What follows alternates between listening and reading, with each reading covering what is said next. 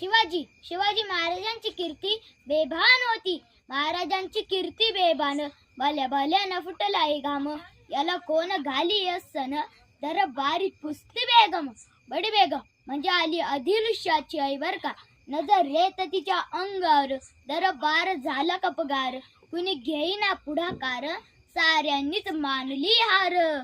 तितक्यात अचानक एक सरदार उठला, बोलला हम लाएंगे शिवाजी को, आणि त्यानं विडा उचलला. नाव त्याचं अफजल खान. ओ नाव त्याचं अफजल खान. जिता जागता जणू सैतान. बोलला छाती ठोकून, शिवबाला टाकतो चिरडून. ठेसीत खानाची सैना निघाली, गावं लुटली, देवळ्या उद्ध्वस्त केली. कोण कसे हे रोखणार वादळ, आता शिवबाचे काही खरं नाही. इकडे निजाम, तिकडे मुघल, पलीकडे इंग्रज, जो तो हेच बोल लागला. राजाची सेना मुठभर, खानाला कसा रोखणार. काय लढवावा हुन्नर, चिंतेत पंत सरदार. अशा वाघिणीचा तो छावा, गमिमीला कसा ठेसावा. डोक्यात गमिमी कावा, भेटीचा धाडला न सांगावा.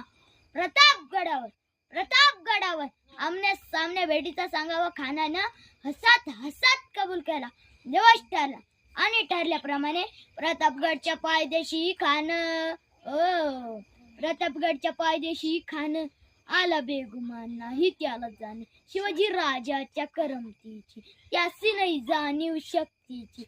करतील काही पण कल्पना युक्तीची, अर्जी जी जी.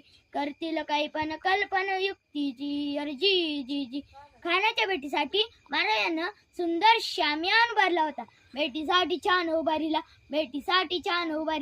नक्षीदार शामियान्याला. अशा शामियान्याला खान डौलत डुलत आला. सय्यद बंड त्याच्या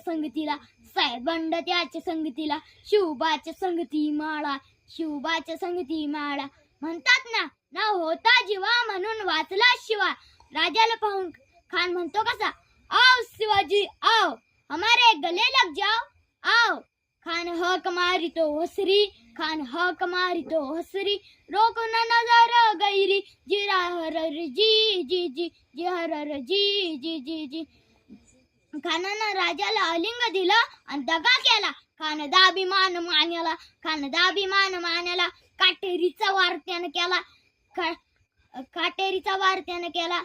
टर फाडले पोटाला. तड गेला खानाच्या कोतड्याला. बाहेर आला जी जी जी.